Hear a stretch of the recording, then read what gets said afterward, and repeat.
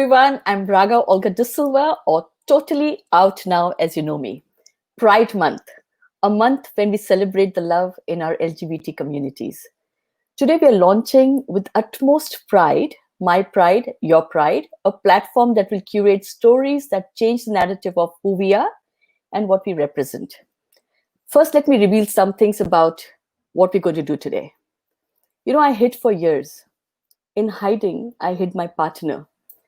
We remained in our own little closet for years, fearful of the abuse, the ridicule, judgment that was thrown at me when I first came out. My partner simply accepted my choices and they became our choice. Last September, when my book Untold Lies was published, I finally decided it was time to, just shed all the fears, throw the judgments away, and live a life of truth. Today, I live a life of dignity and walk with my head held high with my partner of 13 years, Nicola Fenton. Some of you may know that we have brought up our children together, our twins who are now 22 years old, along with their dad, of course. And I've, been following Apurva's journey through the years, but our paths never really crossed.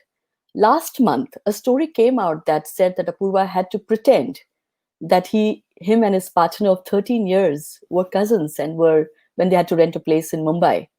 That article threw light on so many other aspects that we go through as same-sex partners. It was also relatable that I had to connect with him, with Apurva. And as we shared stories, we both realized that this world needed more stories like us. So we could change the narrative of normalcy, as we all understand. I am super, super, super, super excited to invite and welcome this wonderful, gorgeous couple. Apurva, welcome. Hey, and Siddhant, both together. Lovely, lovely to see you. In one frame. In one frame. You couldn't stay apart, could you? We tried very hard. And we tried to come in from different computers. Technology didn't allow. Okay, so today, Siddhant, you also have to be Apurva Asrani. So I can see only one name on the screen, but that's Siddhant Pillai, and both gorgeous men. Welcome. And I'm so excited, but exceptionally nervous because it's the first time I'm going to have Nicola Fenton here. Oh, this is going to be fun. I think I'm missing our cat here. Yeah, this is going to be fun. Yeah. Please bring them. Okay. It's a bit of a squeeze, but then that's also very So you have any more pets going to join us? Please let us know. You never know.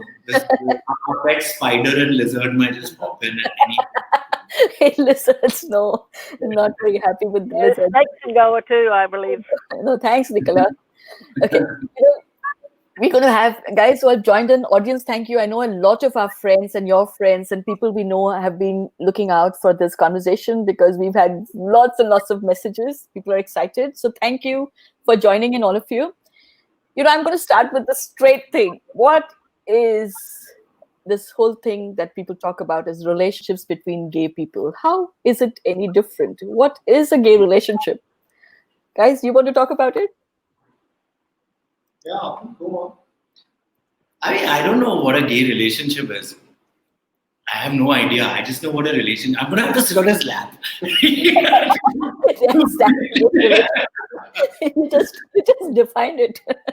So when I speak, I'll just like upstage him, and then when he speaks, I'll just do that, right? So that's the code that we follow. So I'm actually going to do that. So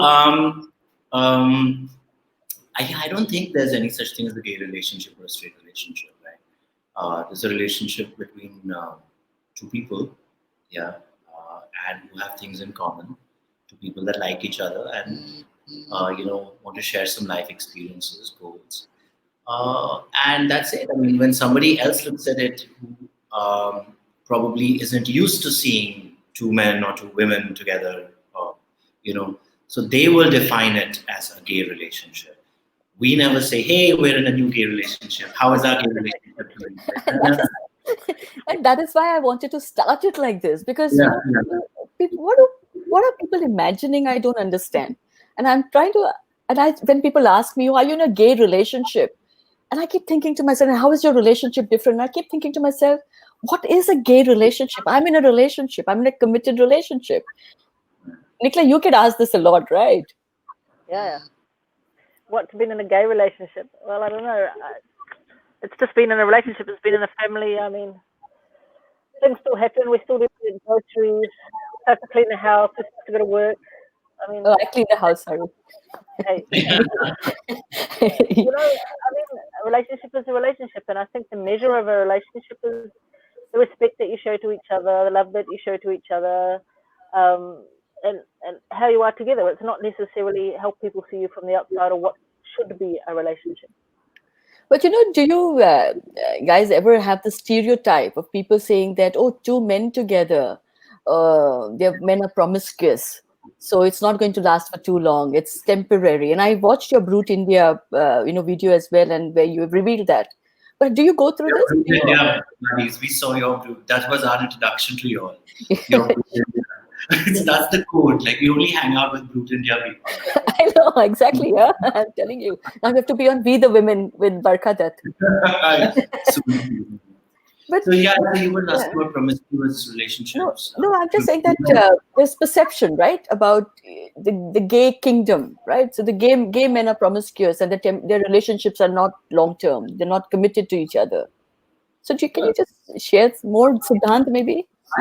I don't think it's just gay men who are promiscuous. I think men are promiscuous. So, and therefore, if you're gay, you're still a man, so you are going to be promiscuous anyway, whether you're gay or straight.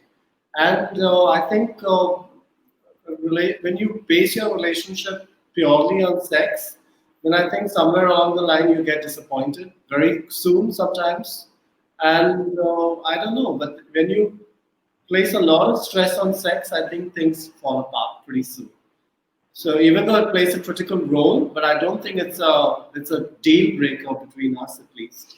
Yeah, I think that's, I was in a long-term committed relationship with somebody for 8 years before, let's say, and that was more it was more traditional concept of a partnership, a companionship.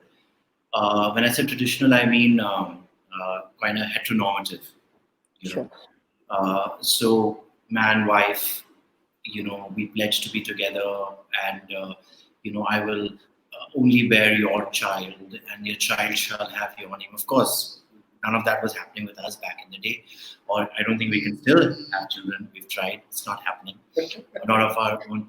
But I think that and he was a beautiful man. He is a beautiful man, and we had some a very passionate relationship, and everything was going right. But I think the one thing that killed it was the fact that we couldn't live up to that image that we were trying to project or be, those kind of people.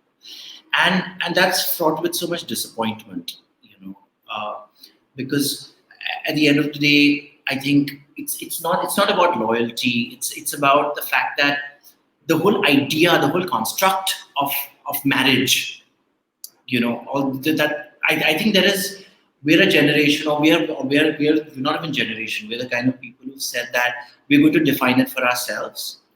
And if we are going to define it for ourselves, then who are we learning from? Okay, Sure. It's mommy, daddy, uncle, auntie, but we are not mommy and daddy. We are two men. So our rules need to be different. So like Sid said, it took time to say that, that is not what's holding us together. And, after that, it became a far more secure relationship. Sure, but that's with any relationship, right? If two people are together and things may not work out for them and then they move on. But if two people are together, like you are and Nicola and I are, we're in a committed relationship. So it doesn't matter to us that we are same sex, we're in a committed relationship. Promiscuous, temptations, let's say, is there for all of us. So if one of us goes out and encourages that in our relationship, and that happens, that can happen in any relationship. So the point I was trying to make is that for some reason, people have this perception that gay relationships are temporary and it is not a committed relationship. And I think you as a couple and Nicola and I as a couple defy that we've been together 13 years. I think us and you as well. And You've been 13 years as well? yes, Yes, we may. I think we must have started dating at the same time that you guys were dating. Oh, how cool. Yeah. But no, Raga, I think a lot of this is to do with the law. I mean, it's only very recently that a lot of countries have actually allowed gay marriage. I think I can't remember what was the latest country, but even in, I mean, I know in India, gay marriage is not allowed. So then there's a perception with the country that it's not right, or that it is temporary. But you'll find that the places that have allowed gay marriage or allowed same-sex couples for a long time, people have gotten used to it, and mindsets change. So then I don't think so many people think like that, although people do. But I think that having laws around it is a big thing. It's Sure. a big. I used to think that it wasn't, but it is a big thing in the mindset of the masses, in the mindset of the people. Sure. You Yeah. know, people often tell me, and I don't know, Nicola, I think you go through this as well. By the way, I have not had this candid conversation with Nicola, so this is our first reveal. I'm also interested in knowing what Nicola thinks about this. So, you know, I often get told, you know, I have been through this for the last 18 years. People tell me, Raga, you haven't just met the right man. So they assume that because I was married, I have children, and I'm with Nicola because I just haven't met the right man. And a lot of men have tried in various ways to show me that they are the right men for me. So that is why I constantly think that somehow they feel that my relationship with Nicola is not a committed relationship. That is why they think that I'm available, or maybe if they change my mind, that I would be available, right? So and that and to me, it is so important to have these conversations, because to say that, you know, listen, we are in a committed relationship. I'm absolutely totally committed to this relationship, and it will be the same until, of course, something dramatic happens, and then who knows about tomorrow. But Nicola, you were saying to me the other day about how for you, when people ask you about children, for instance, they say, how can you be with Raga, but she's got children? They used to say to her earlier, like as if a woman with children cannot have a relationship with somebody with the same sex. It's like, it's just so convoluted, you just don't know what people think. So Nicola, what's your take on that? How did you manage that? Well, I think that the kids just latched onto me a little bit, like your cat's just latched onto you, and then you can't. I mean, kids are kids. Kids don't have they just accept what is in their life. They don't have prejudices until we teach them that. And in my case, the kids, we just sort of fell in love with each other, and it just became normal. I mean, you know, there for breakfast, gave them breakfast, there for dinner, gave them dinner, and took them to school, and then along the way. And now my son's taken on my name, my last name, interestingly enough. And the children have got 3 parents. So we talk about it like they've had a lottery. And I really don't believe that either of the kids, they're twins, either of the kids really see the difference between us. I'm talking about the 3 parents. They treat us all a little bit differently, because that one you can get this from, and that one you can get this from, and that one you can get this from, and that one doesn't like this, and like usual stuff. But they don't. I mean, that's their life, and they don't. I don't think they see anything differently, and it's my life, and it's like you know, like I think when I talked to my mother about it many years ago. My mother's passed on now, but I think the biggest thing was, and I'm not going to have grandchildren. No, she's got 2. More than that, but for my brother and sister. But you know, Sure. there's no difference. So do you have any stereotypical responses that you get asked, or conversations that you have with people, and you say, who's the man, who's on top, those kind of things? Do men hear that as well? We hear it all the time. Which was the husband, which was the wife. They say, you know, it's me on Sunday, him on Monday, Wednesday, you know, and if we eat Chinese, then it's him, and if we eat Indian, it's me. We make these stupid jokes. You know, I don't get offended. In fact, I never did. You know, there's a lot of ignorance out there. You know, in spite of there being so much information, but I just feel like it makes no difference to me anymore whether you really get it or you don't get it. It makes a difference to me when I'm trying to rent an apartment, or when I was trying to rent an apartment. Yeah. And you know, looking at the both of us, and because we could not fit the idea that you have in your head. Based on that, you're not giving me a home that I can afford and I am going to look after. So it used to affect me in such spaces. But when people are ignorant and when they are, I'm just, and the more Sid and I live our truth extremely normally without being conscious of it, Yeah. without when anyone else is around. Should I be mindful because Sid's aunt is sitting in the room, or should he be mindful because one of my grandparents is around? No. We would be as mindful. I mean, we would respect any elder, being how we're brought up here in India, and not kiss each other or hold each other in a particular way. But otherwise, it's like get this from the bedroom, honey, and whatever. We're just completely. We sit with each other the way we're sitting. Yeah, we've taken holidays together, so we've traveled together. So it's with like his parents and my parents. Yeah, so they've seen us during all times of the day. So you can't pretend for that long. So Fantastic. About the first time when you tried to pretend with your parents? For the time, yeah. When you came out to them? Yeah, we didn't even get to pretending. We decided that, we're going to pretend to be flatmates and my parents are going to get the guest bedroom and Apu and I are going to stay in the other two bedrooms. But we thought about it, and I think the same day or the following day we realized that we can't pull this off at all. Clearly. You can't.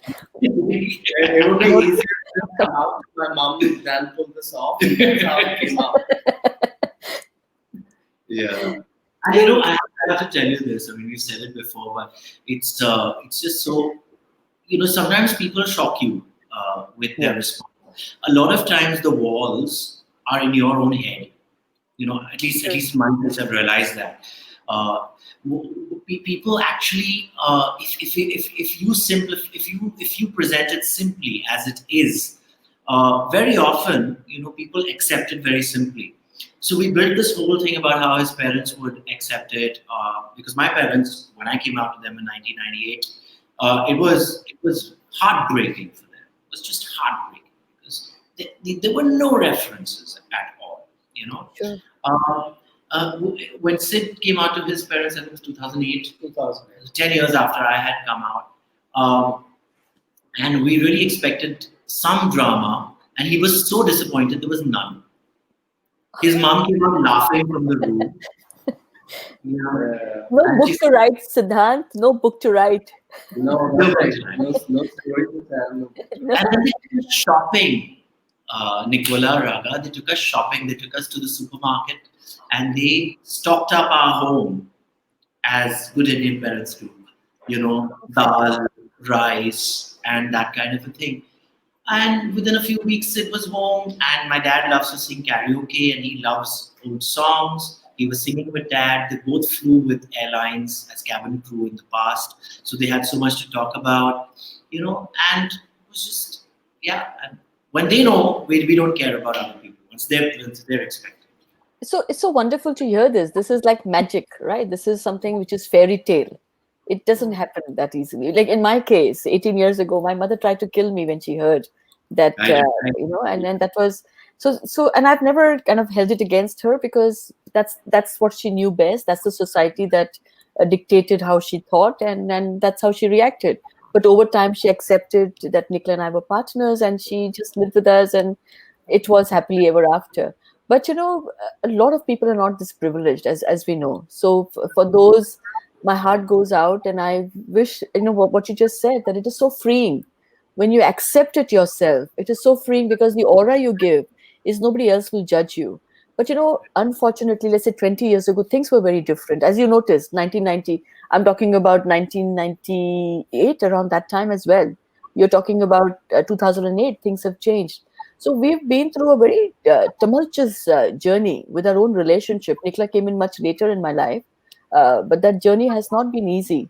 So there are people who still go through this, as you know. There are people who are killing themselves and commit suicides because their parents don't accept.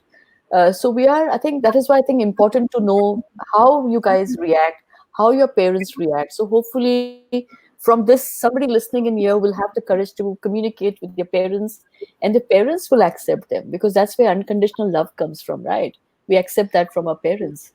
And Also, Raga, I mean, I've been in the movie business for again 25 years now. And for the longest time, I was not publicly out of the closet. okay, Not that I was trying to hide it, but I never, I felt like only people who needed to know, I would share it with them. You know, but in the last 6 or 7 years, I came out with, since I came out publicly, I came out on Barkha's uh, live broadcast. oh wow, Yeah, and I didn't plan to do it. I didn't plan to do it. We were talking about Aligarh. This is 2015. yeah, sure, And I was just talking about a character that I had written based on a true character, Professor Sirus, who had allegedly committed suicide. Who was a professor and who was gay. Yeah. And while talking, I just found that I'm passionately talking about this person, but I am hiding my own truth and my own reality. I'm hiding it. Nobody needs to know. I know I'm hiding it. I'm mindful of it. And the moment I said it, and it wasn't planned at all, there were gasps. Like on my panel, my director, Manoj Bajpayee, and Manoj just went like that. They all know, obviously. Yeah, but just for this to happen, And since that point on, I feel like not only has it liberated me, I have been able to use my, whatever following I have on various platforms and people who love my films and who watch my films. I've been able to talk to them and take this message to them, hoping that this message out there in the media, somebody's mom, somebody's dad will read it. And at the most over breakfast, they'll have a discussion about it. Right. So that's true. Yeah, go on. Sorry, Siddhant. And also when you come out, that's when you really start accepting and loving yourself. And that only creates positive, vibrations. And when you go out there, you kind of transmit that all around. So I think for another gay person also, that's something, a positive thing to take on and gives you courage to actually come out in your own circle. Yeah. So so more people come out, I think that creates more positivity. Yeah. See, one day, Yeah. I would like to have people say that they don't come out. Yeah, Why I should just we want to come say out? that. Yeah. Yeah, why should we come out? It should be just that we are what we are. We're here. Like heterosexual people don't come out. Yeah. So it should be, and this is why I think it's really important that the law changes, that companies get behind it, so it becomes so normal, so everyday that whatever. Like, it should not be, oh my God, that person's come out and it's a big deal. You just grow up, oh, that one's gay, this one's this one, this one's this one. It doesn't matter. Yeah, That would be the ideal world, right? In say in India, say for example, in our industries, I don't think there are more than a handful of people, 4 or 5 people who are gay, who are out. Yeah. Who are out of the club. They're gay, there are so many. Oh my God. Yeah. Out. Oh my Yeah. God. We're teeming with homosexuals, but we are, say, my movie industry has maybe 2 or 3 out homosexuals, out of which Oner, who's bought the rights to your wonderful story, and myself are among the 2 or 3 or 4. Wow. One actor came out. A young actor came out yesterday. Oh, is it? As bisexual. Okay. He came out. Vikas Gupta. Okay. He had been bullied allegedly by some of his co-actors for his sexuality, and he said, "I got tired of the bullying and the blackmails." So he came out of the closet. So I think it is a big deal in India. Yeah. Now it is a big deal. It's very different to people who are exposed to the West, but in India, it's still at a very nascent stage. We're still telling stories of persecution. We haven't got to the stories of celebration, like a Priscilla, Queen of the Desert, or Muriel's wedding, or I don't know what, whichever. Terrible Muriel. You know what I mean? So we haven't got to that stage yet. Yeah, no, I agree with you. I had this conversation with Anna and Ash, our twins, not very long ago, and they were brought up in New Zealand, if you know. So we had a little friend who grew up with Anna, who would always wear her clothes, and I knew at some point in his life that he would, come out. So I asked Anna. I said, "Oh," and I saw a photo of his during graduation last year in July. They graduated, beautiful tuxedo with like cool pink hair, and you just know, like so beautiful, gorgeous. And I said, "Oh, has Kiran come out?" And I actually said that to her, and she said, "What do you mean come out? Like, why does he need to come out?" She said, "You need to come out, Mom. You needed to come out. In your generation, you needed to come out. In our generation, we just accept." And I thought Right. that was so beautiful. And I hope that we have that in India sometime, not very Yeah, far, it's beautiful. it It would will be, happen. So they But I don't really judge. feel like that, even here, the generation, people in their early 20s and stuff, I don't see them making such a big deal about it. Yeah. Even when you meet us, people of that age group, I don't see their just suddenly, this discomfort. Like in our generation, when you told somebody you're gay, oh yeah, oh fine, how lovely. Even I have many gay friends. But now, In my generation, even if you were putting extra salt in your food, you say, "Mom, what happened today? There was big drama around everything. yeah, Today I didn't cook food well, or something happened, something went wrong." yeah. Everything was so dramatic. Everything was so much of conflict. Everything created this huge, out of proportion Bollywood, sorry, drama. I want to say something, Raga. I want to say something. See, Yeah. guys, I lived 10 years in India. Okay, so I have a little understanding of what was happening over there. But I tell you, the people that accepted us with absolutely no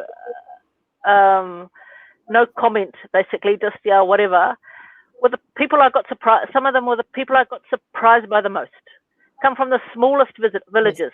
Yes. Like they're not necessarily the people that grew up and got educated in English and got educated overseas and all that. Some of those people were ghosted us, okay? But some of the people that stereotypically you would think, okay, they come from a small village, English is their third, fourth, fifth language, so they wouldn't know. Some of those people accepted us with no question, didn't even blink. And I found that quite amazing. So I think around the world, like we can say, okay, the West is very happily, accepting of us. Not always. There's still people here on London buses that get beaten up, not only beaten up, but violently beaten up. I got chased in New Zealand, in places. So, America, God knows what's happening with this Trump administration. So it comes down to, I don't know what it comes down to, but I think it comes down to people are people, and I think that we can't stereotype that the West is accepting and the East is not. I don't think it is true. But in saying that, like I've said before, I think that if your government is behind you, if your companies are behind you, if your big industries are behind you, then the eventuality of people acting out or feeling brave enough to beat you up or say something is a lot less. Yeah, I agree. So I agree with you. In fact, Sid and Apurva, I must share that the abuse that happened with me, I was very badly abused, by the way, physically, emotionally, and a lot of stuff was shared and publicly in New Zealand. That happened in New Zealand. It didn't happen in India. Nobody in India has ever abused me. At least openly, there is no homophobia. There is passive homophobia, as we all know. They will make comments around you. They'll ridicule you. They'll talk about the gay community like it's funny, and they'll bully you in other ways. But in New Zealand, it was the Indian diaspora. It was actually the Indian community there that took it very badly. And I don't know how they got to know. And that's how I went into the closet. I decided I will not talk about it because I feared for my life. I feared for my emotional and physical well-being, and I feared for my children at that time.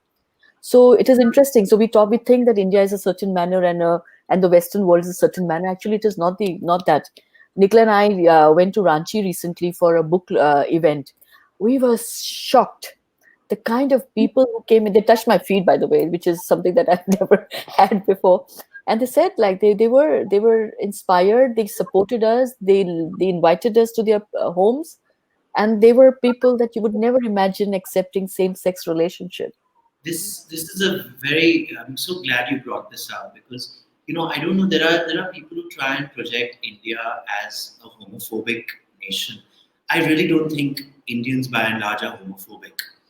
Like you said, they might be ignorant about it. They might laugh about it. They might gossip about it. But um, if you go way back into our intellectual wealth, into our scriptures, into our holy books, and all of those things, the Hindu philosophy, and I don't mean to make a case for any religious party at this point in time.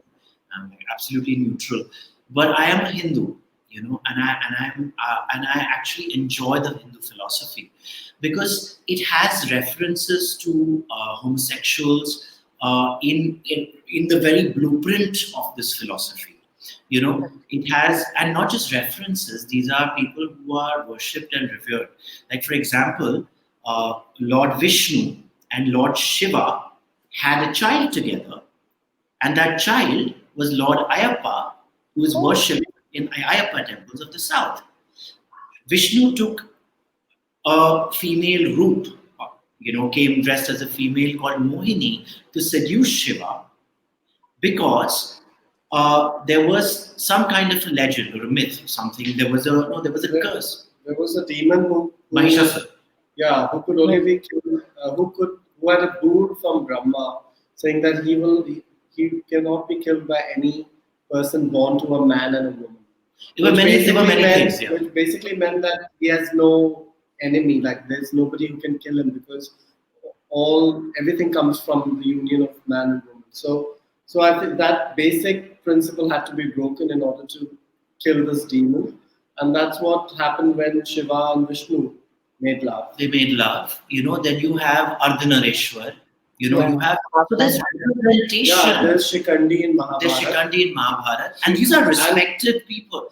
But the problem with a lot of monolithical religions, is that the right word I'm using? Is that there is a condemnation of homosexuality. Sure.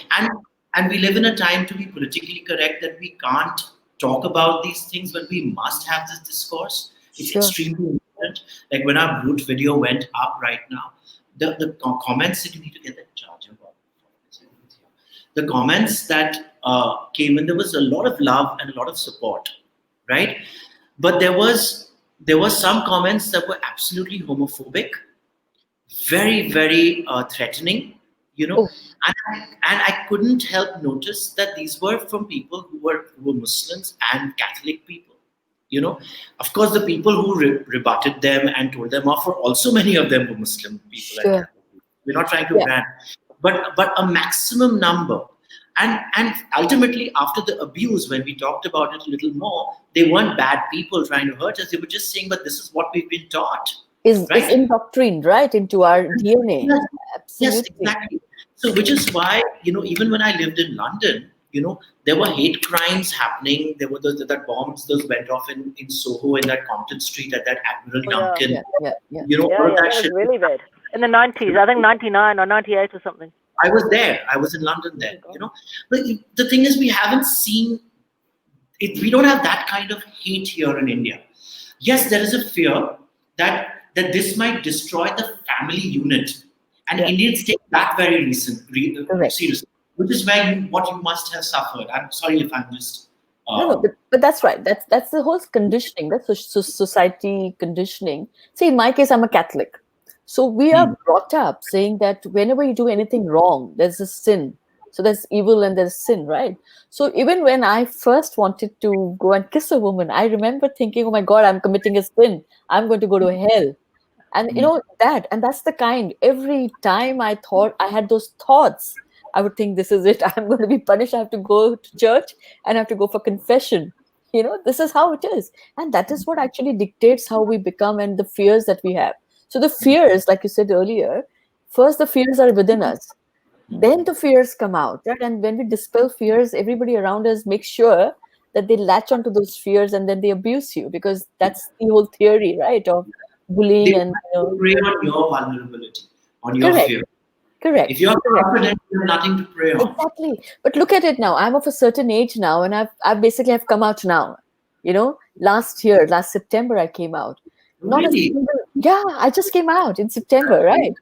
Until then, it was like I went back into a shell, and everybody knew about Nicola, and I'm sure they did, but they never kind of asked us, or if they asked us, like we kind of had different stories. In fact, we would tell people that we were in India. We would tell people that we were married to two brothers. That's why your story about renting that accommodation we loved, because we would say that our husbands are brothers and we just travel together.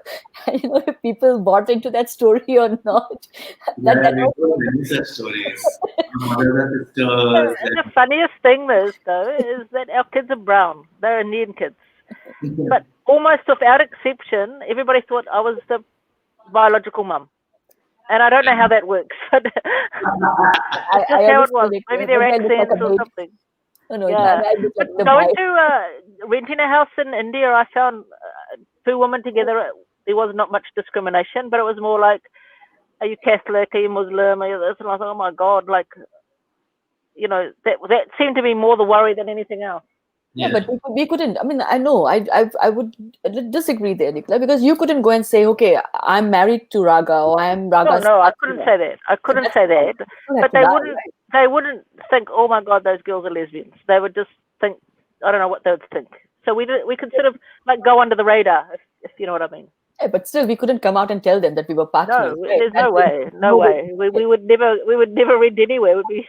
But you guys, We had to draw curtains if we wanted to. It wasn't like it's not like we were having sex or something like that. We were in the living room, and there's a television set there, and we would watch a show at 9 o'clock in the night, and we just want to hold each other. I would just want to like lie on his lap and watch it, or he would pass out on my shoulder. Something as innocuous and something as simple as that. But I would have to be mindful if this happened. Sid would get up and shut the curtain, or I would be like, "Oh no, shut the curtain." We could never really relax, yeah, and it would always. I used to always wonder, why do we have to do this? Agents used to tell us when they gave us apartments, look, you can stay here, but you have to tell them that you are living here alone and your mother's going to come and stay, and tell them he's your cousin or something. So we do that kind of thing. But before giving us the keys, they'd say, keep the curtains drawn. Because they could see it, right? They've been through the drill, like several times. sure. And so we were, right from the beginning, we were told to hide our Yes. affection for each other. And I think But Apurva, have you brought your house now in Goa? yes. Okay. So Raga and I were looking at buying a house in India together. Okay. Now, number one, I'm a foreigner. Yeah. So we couldn't, and we couldn't get married, so they wouldn't give us a loan. Secondly, we had to find a man to verify that loan. Really? This is the difference. So two women, even if I was Indian, we couldn't buy a house together. So I said to Raga, I don't want to buy a house in India because if anything worst case happened, you imagine the government would just take everything away. And this is where the law needs to change. This is where the law needs to get behind it. Yes. And I agree. this is where it is different for men and women. Even though you guys are gay, you weren't questioned about did you have a wife. No, We're questioned about whether we have a husband or a father. We are not allowed to buy. We're not really allowed to buy this house together. Not together as partners? No, not together. Not as partners. But at least you didn't have to say, where's the woman in your life to put on the... One of us has bought the house because they do not recognize two men buying a home together, right? One of us has bought the house and we have prepared an internal contract with a lawyer. Wow. To say, because you see, if the law is not going to give it to us, allow us to do that, we are going to have to find a way. And many people are asking us this question. Many gay couples are asking us this question. And I wanted to say this on your forum.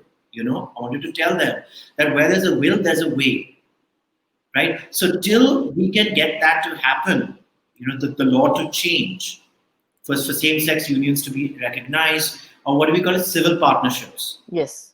Right? Till we can get to that, we have to find ways to work within the system You have to That's where the system needs to change.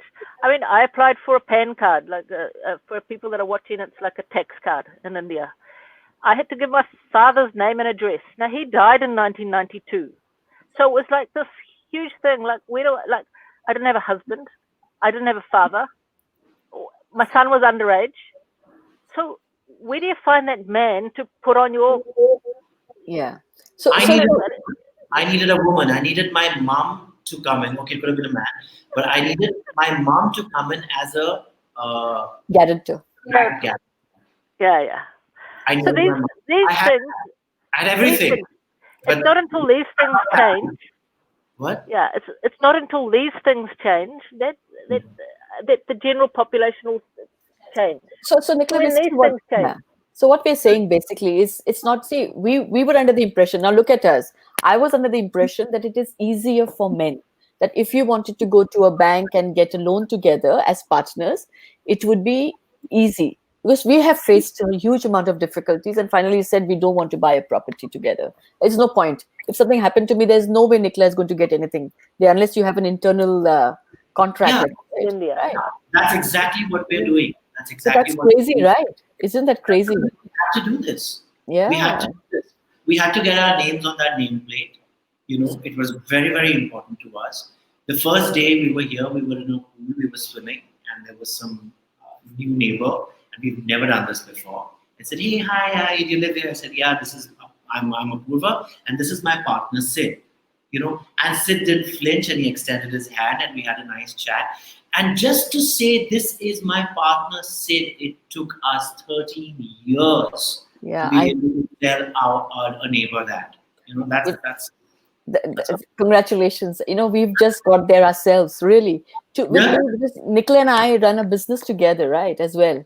So for us, if we find that the response is like, it's not going to be right, so I say, yeah, business partner, hum business chalate. You know, like quickly do that, you know, because you just kind of have to, it's almost like you are being a chameleon, where you're looking at people's responses and living your life in the rigidity of what people expect you to, because it's so convenient to be in denial.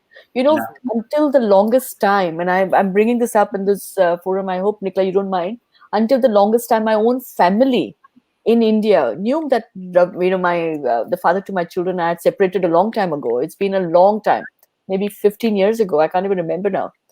Wonderful. We have fantastic, we have great friendship, but we had separated. But my family would ask me every time I call them, "To tumne chutti pe kab aa rahe ho? When are you guys coming on a holiday? Like when is like their husband and the children coming?" So they believed that by being in denial was the most comfortable space for them. They live like that. And you know, what do you say to them? You know, you're having fun. No, you're having dinner together. Like together with whom? I haven't seen him for like 3 years, you know. But this is how we live, right? And that is how, So, but you know, Siddhant, Apurva, I have a question for you. Like for us, Nicola and I brought up children. We lived in India for a couple of years with them. We took them to school. We got them school admission, and we really struggled because I had to put my name. Although Nicola looked after the kids fully, she was fully involved in their lives. She couldn't put her name. She was the emergency contact. Just so you know. So, and it was heartbreaking for me because Nicola actually, as far as I was concerned, and as far as their father was concerned, Nicola was the main parent. And on that, Raga, Ravi's just joined us too. So just let you know. Yeah, Ravi's here. Good to see you guys all together. He's saying so wonderful. Hi, Ravi. Hi. Yeah. So if you were to have children, do you think it would be easier for you, or the laws around this to manage admissions and stuff, where you put both your names together? I don't think children can adopt in India. We're not even allowed to adopt. Like, it's a distant dream. I have wanted to. Sid has been in two minds about it. My ex, who I was talking about, has just he's fathered a child. He and his partner have adopted a child, and I've been telling Sid ever since showing the picture, and I'm saying, come on, we can do this, we can do this. Now, I know that the law doesn't support it. I know none of that happens. But this is India, you know. And if you really want to get something done, you will find a way this way or that way. I really believe it. And we have the support of our families, you know. Our parents, fortunately, I mean, and it didn't happen instantly. His parents were okay instant. He's lucky. Yeah, I want to know how that was so instant. I really am curious. My dad took 2, 3 years, 2, 3 years. My dad and I didn't talk to each other. The drama was terrible. Even today, fathers, I think it's still harder for them. It's a little harder for dads. But they thaw eventually. Yeah. But Siddhant, So yeah, slow. It's if there's discomfort, right? Especially for men, thinking, oh, for I don't know, for whatever reason, I'm not a man, so I can't. right? Isn't it one's own Masculinity. masculinity? My son, Mm, my image in the world. Wherever sure. I go, I'm just thinking aloud. I don't want to Yeah, speak for them. sure. Or Or we've had- taking your whatever your legacy forward, your name forward. Maybe that is one thing. I don't know. But Siddhant, really, I'm really curious to know how did your parents just accept you? I want to create drama now. Because I think I gave them no doubts, quite frankly. You know, so I was quite. There were all the signs were there, and I didn't go out of my way to deny any of those signs. So they saw it was coming, and until you say the three important words like "I'm gay," they're never going to accept it, and they're going to continue thinking that you're straight or you're just like behaving weirdly, but you come around, etc., etc. But I think when I did tell them, by which time I'd already moved in with Apu, they probably already saw some text messages on my phone, or I don't know what not. All the signs, clues were there. I didn't go out of my way to get rid of them. So I think that kind of softened the blow a little bit. So how And wonderful. also the fact that they could see that I was happy and settled, and I think they placed my happiness over anything else. So See, that so that's powerful, right? And when you say that, as long as they look at you and say this person is happy, it doesn't mean you won't have sad times, right? You will also have difficulties in relationships that we all have ups and downs. But the fact that your parents understood and supported, to me, that's a very powerful message that we are giving today. That as long as your children or whoever that you're supporting are happy, I think that should be a priority.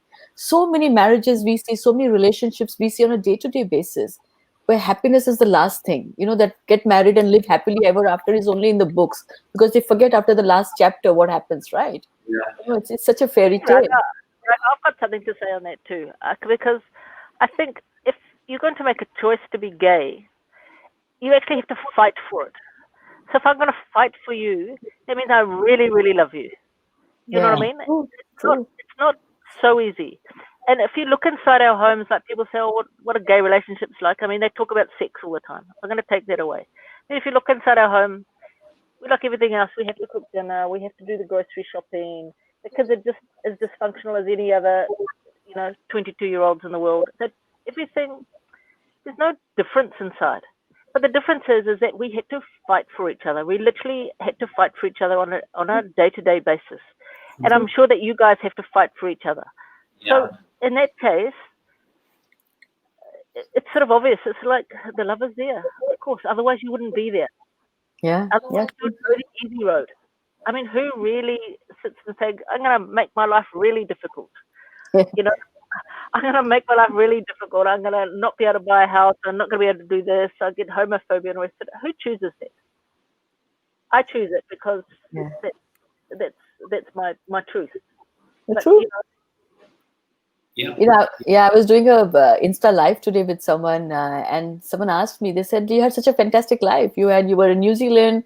I had so many cars and houses, and Ravi and I had a great life together. We had twins, boy, son and a daughter, for the world, and I had a fantastic job. I was the highest paid amongst the highest paid in New Zealand at that time.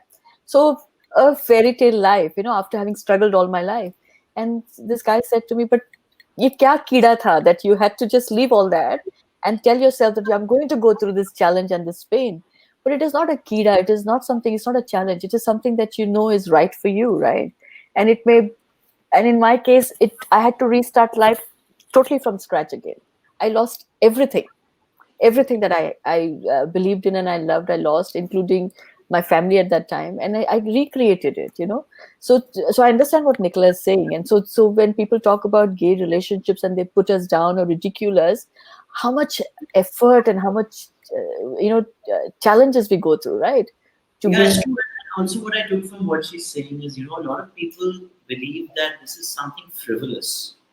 You see, the way Yeah. they look at it is, you're in a gay relationship because you want to have fun, you want to party, you want to have sex, you don't want responsibilities.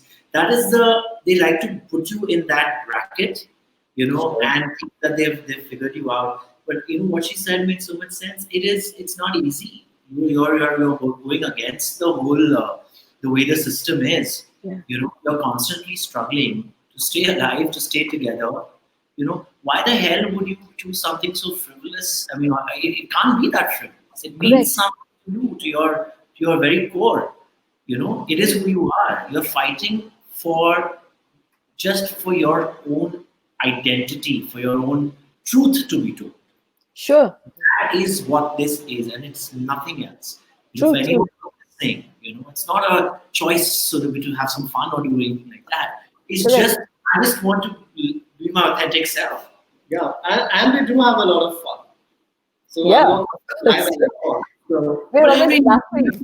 why shouldn't we have fun? Yeah. I mean, everyone should have a lot more fun too, I would say. Yeah, people take us too seriously. Yeah, is it? No, it like, you see how much we're always laughing, we're always finding magic in each other. There's so much to look forward to. And to me, after being through whatever we've been through, everything else seems so silly. And like, I feel like, what are you guys complaining about? Why are you guys so insecure? You have no idea what we've been through, you know? Yeah.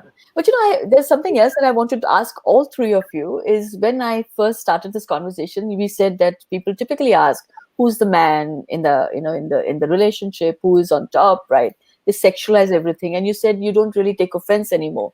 But my point is that, do you think it is our responsibility to not take offense but correct them and explain to them so that they can, next time, they are more mindful of what they say or think?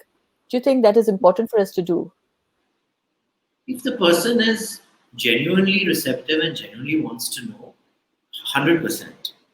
If the person is doing it because just wants to throw a slur or make, for whatever reasons, and if he's looking for some kind of a conflict or combat, then I don't want to to dignify that kind of Sure.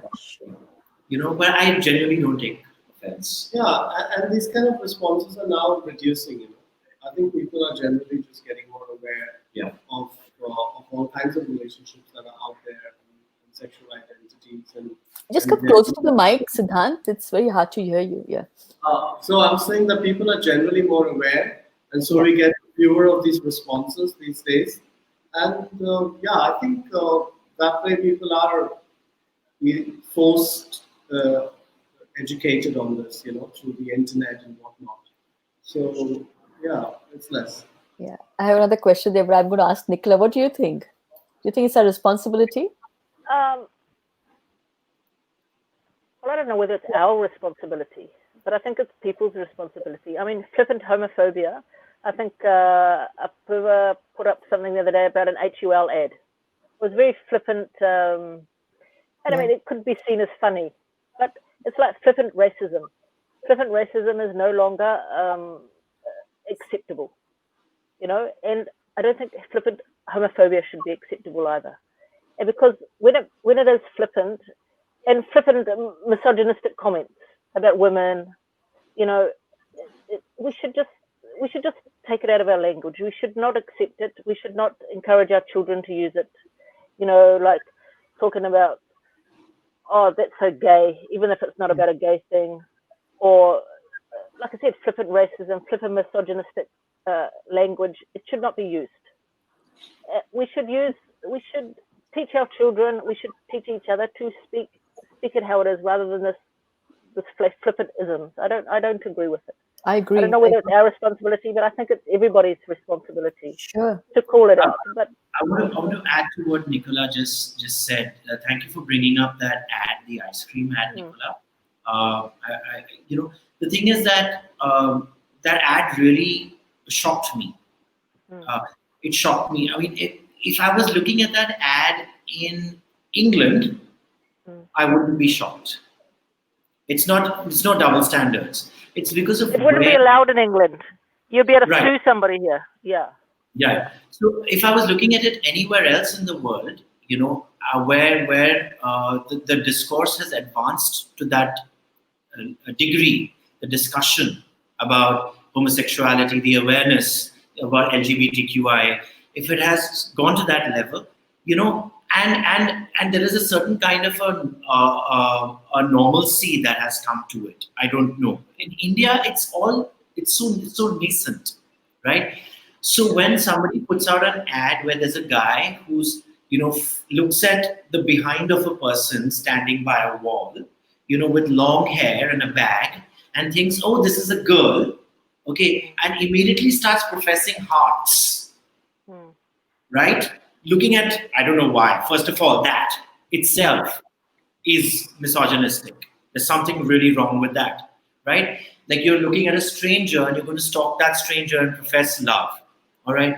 And then when the person turns around, it turns out to be most likely a guy because the person has a beard and a mustache. So we're assuming the person's a guy, and this guy who just had a heart a second ago goes, that. Yeah. Okay, all right. Now it's horrible. It's completely horrible. And so many people of the gay community. I mean, I red flagged it. An actress put it up first. She had seen the ice cream, and then I took it to Twitter. I took it and a lot of gay groups, LGBTQ groups, and so many people took it up. We haven't had a response from that company. We have tagged them. I'm an influential person on Twitter and Instagram. I have got responses from so many people across the world, but this company, 4 days running, okay, hasn't bothered to even respond to put out a statement. These corporates still do not understand the responsibility they That have. is where it is their responsibility. I believe it's a responsibility, and I believe things like that, should be made illegal. This is where the government needs to stand behind and said, no, these are my people. Like I said, flippant racism, flippant misogynistic, anything about religion, homosexuality, it should not be allowed. It should not be allowed. I mean, I'm all for free speech, but we should not be able to put this sort of these things out in the market. We should not be allowed. Yeah, and they're not doing anything about it. We are not going to buy quality Walls ice cream. Yeah. Yet the whole LGBTQ community, when they understand that we're a massive number of people. Yes, and powerful, Right now, they're not taking. influential. Yeah, we're I'm just going to say something else. I can see Tulsi here. Tulsi Vajiani. Tulsi Vajiani is becoming a friend of ours. They know Tulsi as well. You know Tulsi, okay? So Tulsi is a burns victim, okay? And she talks about that in the media, people with scars, visible scars, are always seen as bad people, evil people. To me, it's the same thing. You know what I mean? Homosexual people are always seen as sexual or whatever it is. Black people are seen as whatever. Those things, that's the narratives that need to change. We need to change the narratives across the board. Sure. Homosexuals are not only just seen as, I don't know, we're seen as the fillers, no? In movies also, we are the time pass. Lesbians are seen like women that can't get men, and men are seen as like, I don't know, just wanting sex all the time, whatever it is, that's seen. But on that, the other part of it, we talked, I know, guys, I hope you don't mind just this over an hour, which is fine. We are happy. And we've got a good audience. Yeah, we've got a good audience. Thanks, everyone. Just hang in there. We've got more things coming. But, we talk about this whole thing about sexual identity and sexual preference.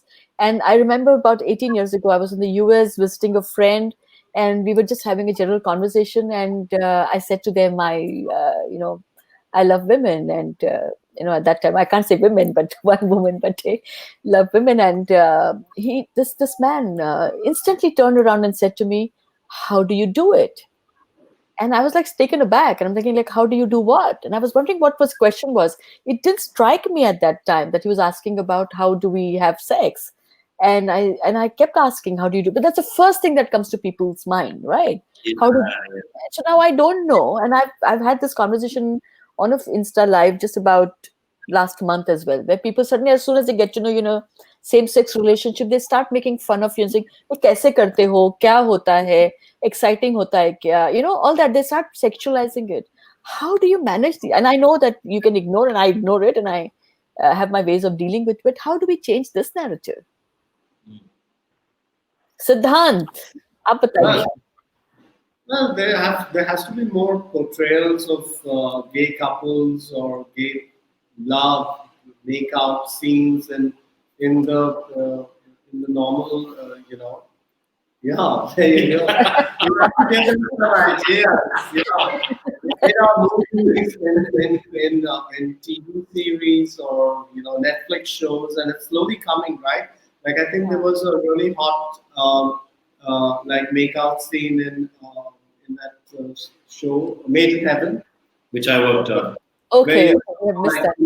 two men fucking, and anybody who had any doubts on how it's done, they can watch that. And it was done so aesthetically. The director shot it so beautifully, and it's such a big hit. The show, Sure. and there's a gay character, and he's closeted, but he has these boys that he picks up, he brings home, and they have sex, and it was done so nicely. And the success of the show tells you that Aligarh, the film that I wrote, Yeah. has a kissing scene between two men who are making out in bed. This lovely Malayalam film called Muthun. Yeah. Muthun, please watch Muthun. Yeah, Especially okay. the scenes that are the love story between these two men. Okay, it is sheer poetry. Geetu Mohandas's film. Okay.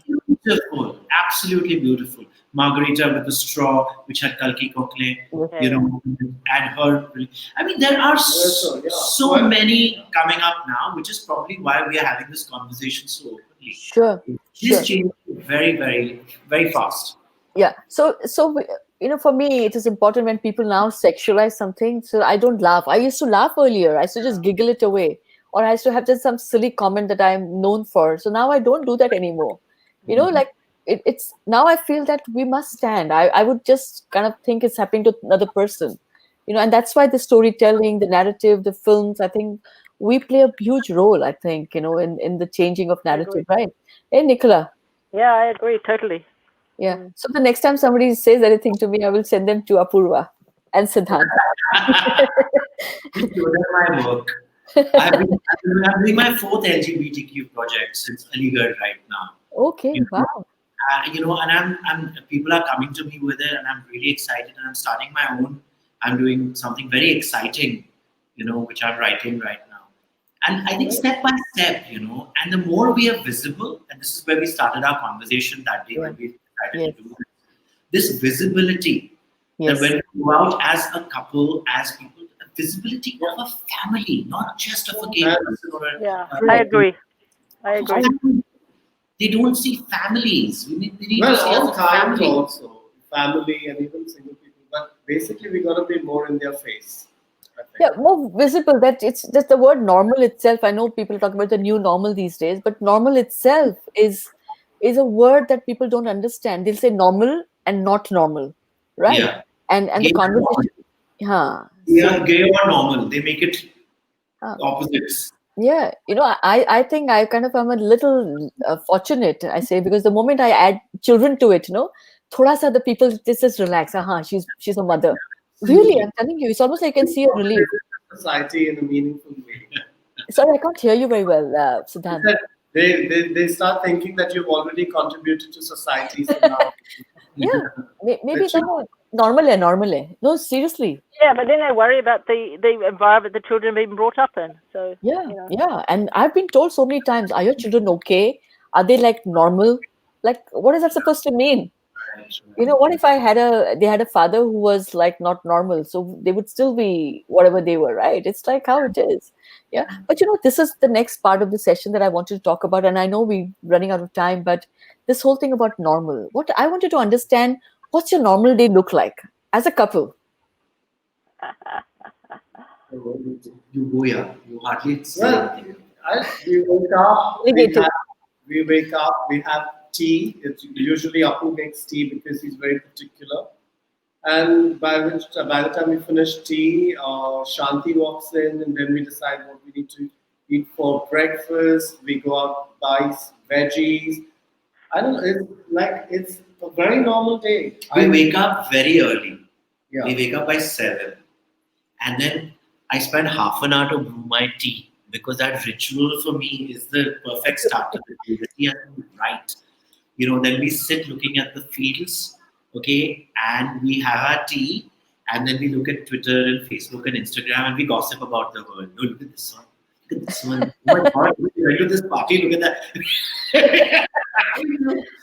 We do that, okay, and then when Shanti comes home and stuff like that, then we get out on the scooter and we go and we look for the freshest vegetables or fish. This is Goa. We get a great catch. We bring the fish home. We help her with Well, I've got nothing, Goa. okay, we do all of these things, and by 10:30 when we start work, he's very particular about starting on time. I will get my exercise no matter what, and because I'm the master of my time, and then we start working, and I start writing through the day till about Yeah, and we try to squeeze in a swim in between Yeah. at some point. So, and then after we put in a full working day, and in the evening we'll have friends over to cook something, or we'll go on a scooter ride to see a sunset. There are beautiful sunsets here, so that sunset will give us like we've achieved something in the day, and then we'll come home and fight whether we should order in or we should cook. Order in, I want to cook, and he'll win mostly. See, Shanti also you created a stereotype. This is so funny. Shanti. I would have said Shanti mere paas chodo. But Nicola, what's your normal day? I said, what's our normal day? I mean, you can. What do you want me to tell everybody? Aga, Nicola, what's your normal day? Yeah, You sure you want me to tell everybody? yeah, you can. I don't First thing in the morning, usually by 7 o'clock, yeah, Raga wants a cup of coffee in bed.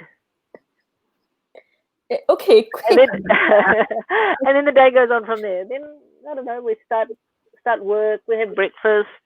Sometimes we need to go grocery shopping. We usually go for a walk, do some exercise, do some more work. I don't know. And at the moment, we're in lockdown still, I think, till July. So there's 4 of us in the house, us and the 2 kids. So we've decided that one of us cooks each night. So whose turn is it to cook tonight? Whose turn? No, it's my turn. No, it's your turn. No, it's your turn. Yeah. So That's basically the we end of do the day. all this, and then we do the cleaning, and then the regular bulb can go off, and then suddenly there's panic. Who's going to change the bulb? And the point I'm making is that if the audience is listening in, can you see it any different to your life? If you're in a so-called heterosexual relationship or you're single, we live just exactly like everybody else does. The only difference could be, I think, there's a little bit more magic in our lives because we believe in it. Really, look at us. We are happy. We are here because we have basically We've worked hard fought for it. We've worked hard for it. We've earned it. We deserve it, and we value it and respect it more than I think anybody is. I've been in a marriage as well, and not that I didn't respect and love and do equally well, but there is a certain amount of I think add-ons magic to this relationship that we bring in. So my point is that this whole thing of being normal, not being normal, I'm worried about my children being gay because they're going to live in a society that's not normal. This society may not be normal, but we are very normal. That's what I feel. So that's I'm so happy that we had this conversation today. And I don't know whether you want to add any more to it, Nicola, Siddhant, Apurva, but what fantastic conversation. I hope people are still in here and listening to us. And if you are, should I take a little bit of time to read some of the comments? Yeah, I think so, Raga. Yeah, There's a because lot of we've had, people have asked oh, questions. wow. Oh, we're going to have like 2 hours here. Hema Mehta, thank you. Raj Singh Rawat, thank you. Zora Saeed, thank you. Gautam Kapoor, if you know Gautam, the model actor. Hi, Gautam. Indrani Das, thank you. Sonam loves us both. Love you too. Apurva, oh, you know Gautam, of course. Tanzil Ahmed, you guys are so cute together. I agree. Indrani says, good to see you all. Chitra, all I see is happy people. Yes, we are. Lots of love from everybody. Siddharth Kannan, loving the conversation. Nupur says, great. Rajni says, hi to all. Udita says, hello, Nicola, all 4 of us. Preeti says, more power to us. Priyanka Chandra, Eva, Jitendra, Bhakti Shinde, Sonam Kalra, Nupur, Shrabni Lahiri, Tulsi, Pam Sidhu, George Kruner, Nayana Prabhu, Zora Syed, Pankaj Sen. You know George? Josh George Crooner? Clooney? Josh Crooner. No, I don't know. No, okay. He's a Producer wonderful Clooney. singer, fantastic Yeah. singer. Pakhi What Sen, Zoya Sayed, Khayati Kawa, Tulsi, Pam, Prerna. Oh my God, we've got Ravi Kamboj, of course, Udit Vats, Deba Dyuti, Nikki Ray, Madhu Ranjit Singh, Deepika Mahidhara. I'm just trying to see if there's any questions. No questions, actually. They've all giving comments. Prerna, Arvind Nanda, Udita, Dolly Shah, Siddhesh Naik. Love from Goa. Udita Junjunwala? Yeah. Okay, yeah. Lovely film critic. So we've had a fantastic audience, and I think we've at least started My Pride, Your Pride in a manner that we wanted to have conversations like this, and so beautiful to see you both. Like gorgeous, I love this, and I hope people can carry back this little magic packet. We're not giving, no, it's not. We're not selling it, right? Not on sale. We I haven't just got- wanted to say one more thing, Raga, before we went about my pride, your pride. Yeah, Okay. sure. So I wanted to say that what is my pride or what is our pride may not be somebody else's pride, but it's my pride, and it's like anything. I think that we need to own ourselves. Not all gay people are the same. Not all lesbians are the same. Not all transgender. Not all LGBT QIA. people are the same. Okay, so what is mine, and what is yours, and we should just celebrate it together. I think it's just wonderful. As I said, we're a whole spectrum of the rainbow, even amongst our own community. So I think we should, Super. Yeah. Yeah, there's a question that's come in by Madhu saying, "Who decides what's normal?" Who wants to respond to that? Who decides what's normal? Like between us? No, No. this is who decides. We're talking about normal, right? This is normal, not normal. So who decides? Yeah, I think it's a question that's just got to hang in the air because Yeah. Maybe the audience can come back with answers to us, isn't it? And say who decides what's normal. I think the answer's in the question itself. I think that is the answer. Who decides? Who decides? Who is the rightful person who has the authority to I think just, define it? yeah, you got to define it for yourself. And that's I what agree. we decided every day. We take every day as it comes, and we will define our relationship because we don't have those role models, and maybe we're lucky. Yeah. Many people just follow and they keep following the same tradition of marriage and children and marriage and children the same way Yeah. over and over again. And we couldn't, so we didn't. And we were like, now what? And we said, we define it. And which is probably why it's exciting. Every day is different, and you've not seen any of this happen before with your parents or other couples. Yeah, sure. Yeah. So it keeps it alive and kicking. I hope that whatever is normal is like redefined, at least from the non-judgmental, right? Whatever it is, the new way of just being, whatever they've heard from us. If anybody has a perception about what normal is, please change that Yeah. perception. Hey? Yeah. How did you guys say meet? normal is living your own truth. Tulika is saying if it's consensual, it's normal. Verena is saying each person decides for themselves. Madhu says yes, answer is in the question. I think Zora, we should have part 2 of this conversation. How did you guys meet and when did you realize you were in love? For that, Zora, there are 2 fantastic videos that are online, which is Brute India for Apurva and Sid's story, and Nicola and my story is on Brute India, and it gives you a whole idea of how we met. And there are lots of other things online, right, for you guys. Humans of Bombay. Humans of Bombay, your story, Barkha, that lots and lots of plenty of material. And also wait for the film. No, for something you have to wait, right? I have to sell my film also. Okay, guys. So wonderful. Nicholas, Thank you so anything much. you to say? Siddhant, Apurva, anything? Last few words before we say goodbye? Just a thank you to our parents, and I just want to say, just give a message out to all the parents listening here.